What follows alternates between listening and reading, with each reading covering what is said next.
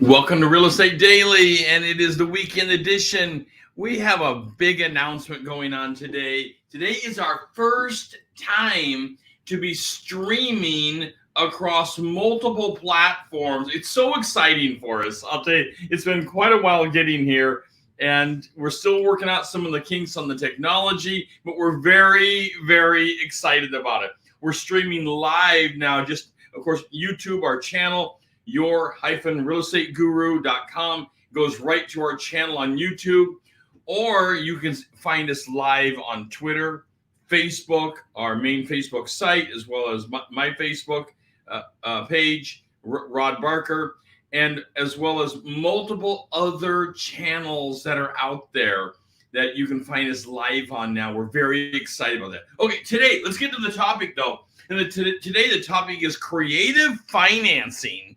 And what do you do about financing in this kind of a market?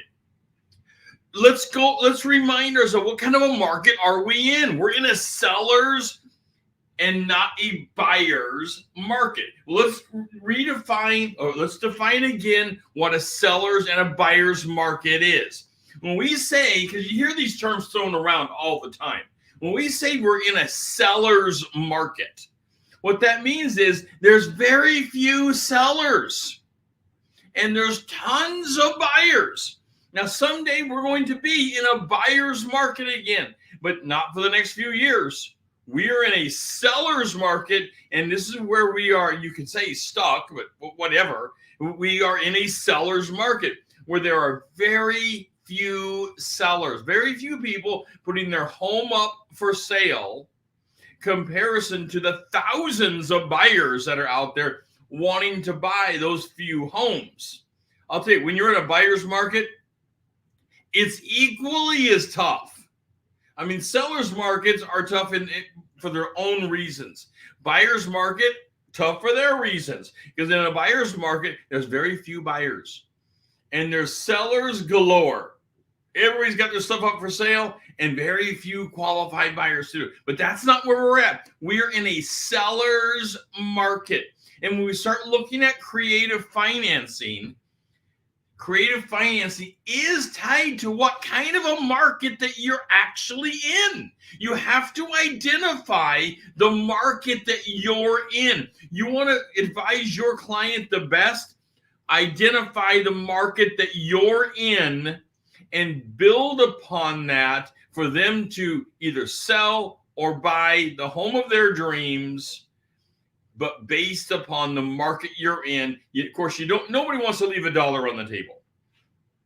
Sellers don't want to leave a dollar on the table, and buyers don't want to put an extra dollar on the table. I get it. I understand. But we also have to understand the kind of market that we're in now. And the kind of market we're in right now is there's not many homes for sale. Go ahead and take your seller out there and find out. It's the weekend edition. This is the second while I have a cup of coffee and clear my brain up. Hope you're having a good time this morning. We're gonna hit our first area of creative finance, but we have to make sure we understand the market, and that is seller versus buyer. We're in a seller's market. All right, seller carry contracts. We get asked for this every week in our brokerage. There's always somebody calling as a buyer saying, I'm ready to buy something. I'm looking for a seller that's willing to carry a contract. Either they don't have financing that's good, or there's other problems. Maybe they have a new job and they haven't been on the job quite long enough for most lending products, or there's a variety of other financing problems for them, but not a horrible risk necessarily. So they say, show me the homes that the sellers are willing to carry the contract. In a seller's market, you are going to find very few seller carried contracts. So let's go over why. Because when I tell people this, they say, oh, someone will do this. Well, somebody will, probably. In every market, you find somebody that's willing to do something. But why in a seller's market are homeowners unwilling to carry contracts like they would be willing in a buyer's market. In a buyer's market, you find tons of sellers that are willing to carry the contract, maybe for a few years, if not for the whole length of the contract. It's possible in a buyer's market that we're not in today. We're in a seller's market. So why won't a seller carry a contract typically in a seller's market? The answer is simple. The seller doesn't want to be the bank and carry the risk of the bank when they simply can go to another buyer of the thousands of buyers that are out there and say, bring me the money from your lender or cash, whatever it is, you bring me the money and I'll sell to you. Where maybe buyer number one says, you carry the contract, seller, you take because there's risk in carrying a contract, right? We all know that. There is risk in carrying a contract. You are becoming the bank. And for most people, even during a buyer's contract where there's a lot more seller contracts in a buyer's contract, a buyer's market, there's a lot more seller contracts in that market. But even then, most sellers still can't do it, because if they have a loan on their house, and let's just face it, by definition, most people have a loan on their home. So at that point, if they have a loan on their home, let's just say it's Wells Fargo, Chase Manhattan, whatever it is, Key Bank. Take your choice of any of the main products that are out there. They don't allow the seller to carry a separate contract on the home. You can't go and say, I'm going to sell the home, because if it becomes recorded, which you would always recommend for your buyer that you want a recorded contract at the time of, and I know I'm getting very technical here, but at the time of recording, that gets passed over to the lender. And the lender then says, give me my money. We're not going to be second. Even if they remain first, they still don't want that type of a loan where you have sold. All of a sudden, they are a secondary to this now, and they're going to demand their money. Anyway, that's a problem all of its own. In a seller's market, we're not finding that most sellers are willing to carry contracts because they don't want to be the bank when they don't have to be the bank. They can simply move on and say, you know what? I'm not going to be your bank. I don't have to be the bank. There's tons of other buyers that are out there. So creative financing isn't going to include, in a seller's market, seller carried contracts by and large. Now, you will always find some. So I don't want to say the never. That's not what's going to happen. It's not a never thing. It's unusual to find seller carry contracts in a seller market, by and large. Now, let's move over to the lenders. Some of my greatest partnerships of all time are lenders, because I can't do my business without them. So they do become great partners in the brokerage. If you don't have a great lender, you need one. You need someone to partner with. You can't build your business for your clients, your buyers and sellers, without wonderful, wonderful lenders that have a variety of products. But let me assure you of something, and I'm not a lender. I'm a real estate attorney. I'm a broker. I own a brokerage. That's the part of the business I do. But let me tell you about lenders. They're not all equal. Just like agents are not all equal together, neither are lenders. Lenders attach themselves to banks, or they're a broker of several banks, and they can look at multiple products, but nobody has it all. It doesn't work that way. Nobody has everything. Every lending product that's ever existed out there. Nobody has it all, because different banks allow the lenders to choose of a variety of products, and they're differing products. The biggest mistake I find when it comes to creative financing for someone, you got a buyer, they've got a good job, but maybe they have a slight credit problem. It's a first-time buyer program. It's something. They haven't shopped around to find the best lender that meets all of their needs as much as possible. That's the number one problem. The problem is the agent hasn't advised them usually to shop around. Someone walks in the door and they say, well, I've got ABC lender going on, and that's who I'm trying to use, but they disqualified me for this, and this. And so I can't buy a house now. Maybe you need to shop that a little bit. Maybe it's true that they can't buy. Maybe. Or maybe they just need to look at something else, because there's a ton of products out there. And while there are the standard rules, banks have what's called overlays. And that is that it's their own rule on top of the rule. So they can't go less than the current rule. Like, say that a bank has the standard deal is a DTI, debt to income, a DTI of, let's just say, 40%. The bank may have an overlay demanding 45%. Or, excuse me, we'll go the other way. Well, excuse me, if you to be as high as 45. The bank may have an overlay to say, well, we allow a little bit more, or they might have an overlay to say we go the opposite direction. But I think you understand the point. The bank can have an overlay and change the basic of it.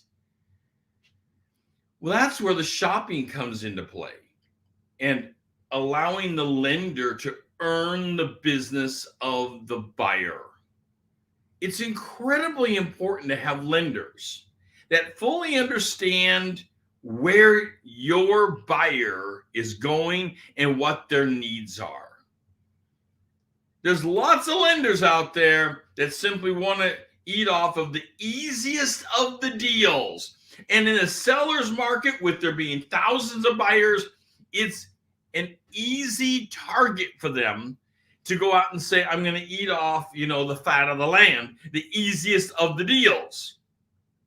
But you need to identify those that are willing to fight with you for a good deal for your clients, for the ones that are at risk. My goal is helping every client. I want every client to own a home. I believe in home ownership that stringently. I believe that people need to own homes, and I also believe that us as realtors need to be fighting for our clients to be home owners. This makes a strong economy. It's a quarter of our entire U.S. economy is based upon real estate. It's about a quarter of our entire economy. That's incredible. And it's because as realtors, as agents, as brokers, combined with our lending partners, we are putting people into homes and making it happen. When you have a buyer and they walk in and they don't have a perfect slate of financing that they're going to lay upon you, they don't have the perfect down payment, they don't have the perfect closing costs, they don't have the perfect credit. Well, that doesn't mean you don't close with them. That doesn't mean you don't have something for them. That simply means you need to look at creative financing and start shopping around with the lenders, because not every lender is equal in the market. They have differing products. So let me tell you about something that's growing right now. Huge growth right now. Hard money loans. Now, this is not for everybody by a long shot. Hard money loans. Currently, just recently, dealing with 2 different clients on hard money loans. And in this market, right now, they're going for 1% per month. That's what was quoted to us in the deal. I don't know exactly what you're going to find. That's 12% a year, 1% a month, 12% a year. And you might think, who would possibly do this? Well, let's go over this creative financing piece. Because a hard money loan doesn't have to be a hard money loan forever. Maybe you're helping someone that has some cash and can get into a home. They don't need all the financing. They need maybe half the financing. You will attract a hard money lender. Let's say the house is $400,000. And let's say they have $200,000. Maybe they got it on an inheritance. But they don't have great credit. They're building themselves there. But they have this huge down payment.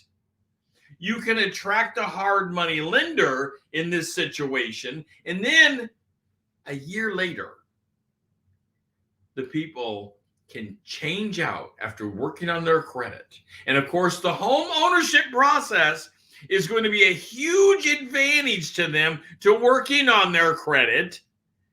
They can change that out for a standard mortgage.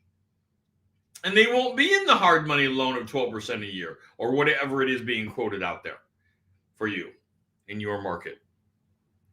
That is a game changer for people. And I know not everybody has half to put down by a long, it's very few, but it's something you have to think about.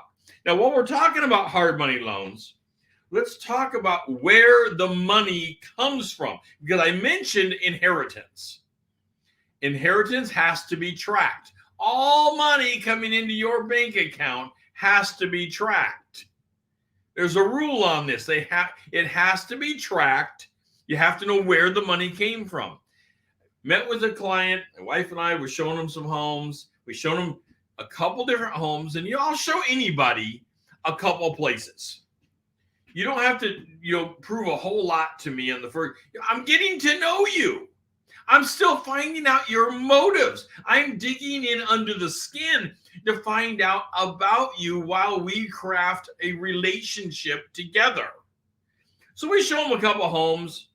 We thought we were going to write an offer possibly on something. And I said, you're in love with this place. Let's talk about proof of funds. You talked about having some money. So let's talk about proof of funds. Where is it coming from? Let's start digging into this. And we're out at their car. And they open up the trunk and they said, we have cash and we keep it in the car. Now, when I said they had cash, I never touched it. I never counted it. They said there was enough to buy the house, and it was about a $400,000 house. I think it was about $370,000. I don't know what they're doing with that kind of cash in their trunk. That's crazy. And I said, well, there's no. And they said, can we get this in the bank? I said, stop. Hold on. You need to take this down to your bank. Talk to your lender.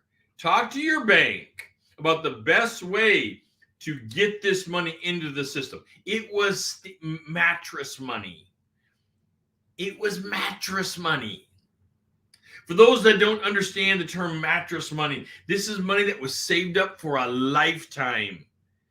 Tips, gifts, all kinds of things. And maybe it was reported. I have no idea.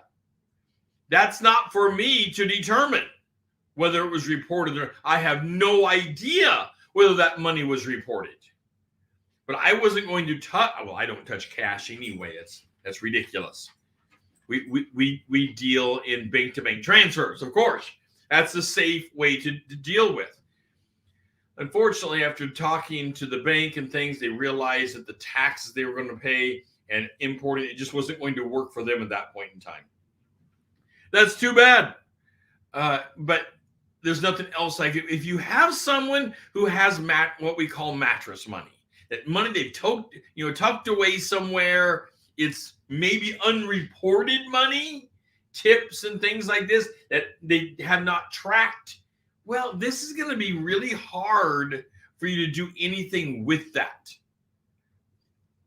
Get your lender involved, get the banker involved, start having those conversations.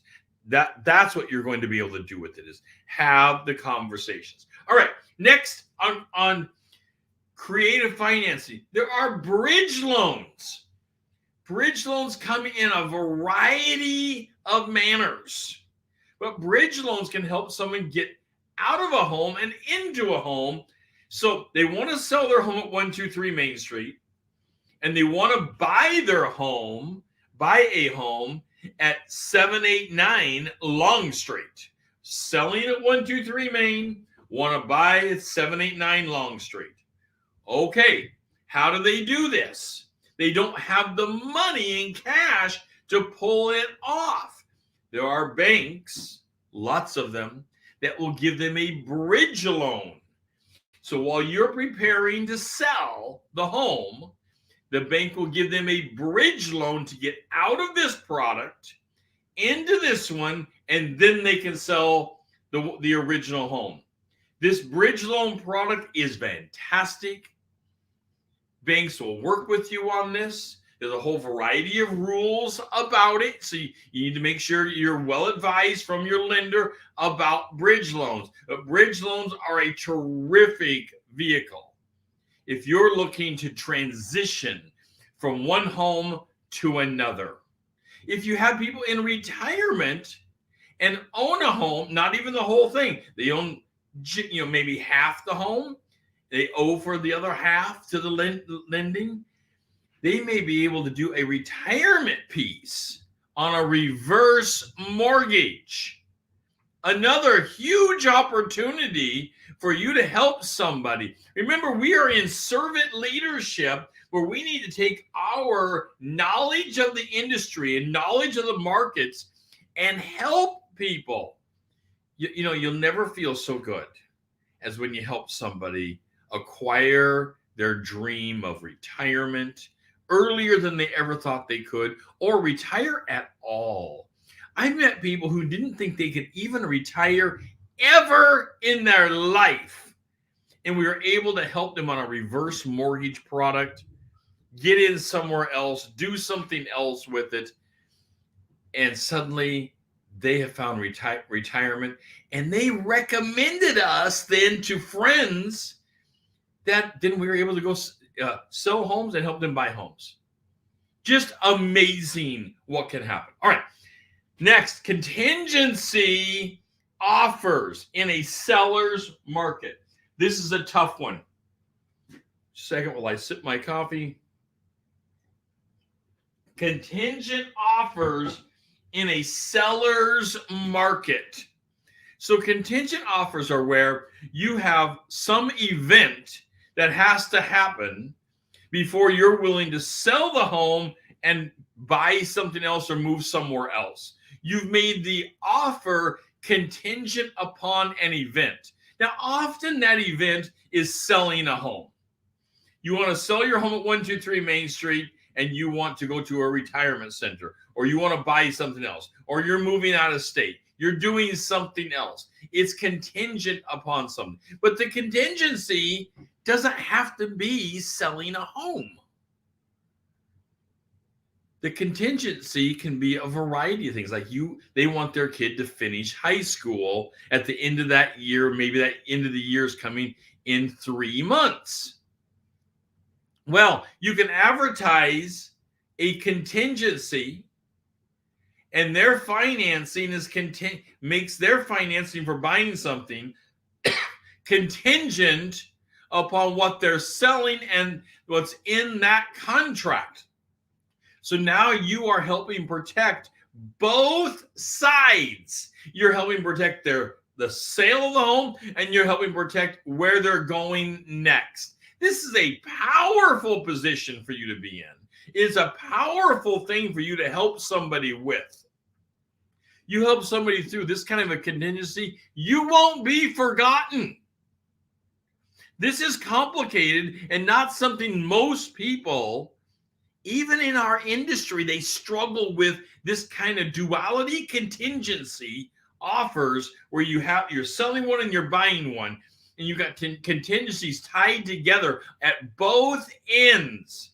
Just helped a good friend of mine do this kind of contingency exactly. It was a domino effect. Someone was buying his house. We had a team member doing that. We were helping him sell the house and buy a house. All of it was tied together on a string of contingencies, holding him and his wife in a safe harbor so they would not ever be homeless until they close the final deal, and it all happens in one big string. It was a lot of work, but that's what we're here for. We are here to work for our clients' best interest and needs, and creative financing is an absolute part of the deal that you need to be involved in and well knowledgeable about. And contingent offers is absolutely one of the big pieces that sit out there that you need to be able to bring forward to help, because you'll have someone in a seller's market say, I'm not selling unless I can find something to buy. Well, it sounds to me like what we need is a contingent offer. The sale of your home is contingent upon the homeowner finding acceptable replacement, acceptable to the owner's replacement home. So you can get their home up for sale while they're looking in the market, and yet you have put them in a safe harbor of not having to move out of their home, and everything's on hold while you stack the deck of getting inspections done, everything on that side, while they are looking in the market and trying to move forward. This is powerful. One of the most powerful things we have in a seller's market to help people choose to sell their home is a contingent offer, and it needs to be carefully and cautiously crafted by a professional agent just like you. Just like you. You're building your business. By the way, please take a moment here. I would love it if you would take a second and hit the like button on this video. It is so meaningful to us, particularly on the first day that we are streaming across different platforms. I would love it if you would take a moment, hit that like button. Also, put a comment in. How do you help your clients for creative financing? What kind of thing are you using for creative financing with your clients? And open up the Guru member only events by hitting the subscribe button. All you have to do is hit the subscribe button on the channel, and that will open up the Guru member only events to you. They're only available to the Guru member, for the Guru members only, if you hit that subscribe button. So hit the subscribe button. That opens those events up to you, where we take a much deeper dive into building your business directly. Send me comments. What would you like to hear about? How can we help you build your business? Of course, we have live one-on-one coaching available for you to build your business bigger than you ever thought it could be. You didn't think you could be full-time in the business? Let's get you full-time. We also have a course called Kickstarter that will kickstart your business and get you rolling. Even if you've been at the business for 10 years, 20 years, I don't care how long, you may need a new kickstart to your business to get you going in 22. 2022, it's a different world. You don't throw away the skills that you had yesterday, but you have to resharpen them on a new sharpening stone in the year 22, because they're sharpened differently. The skill is still good, but it needs to be sharpened to move your business to where it needs to be. I'm your real estate guru. This is Real Estate Daily, and we'll be talking very shortly. Take care, guys.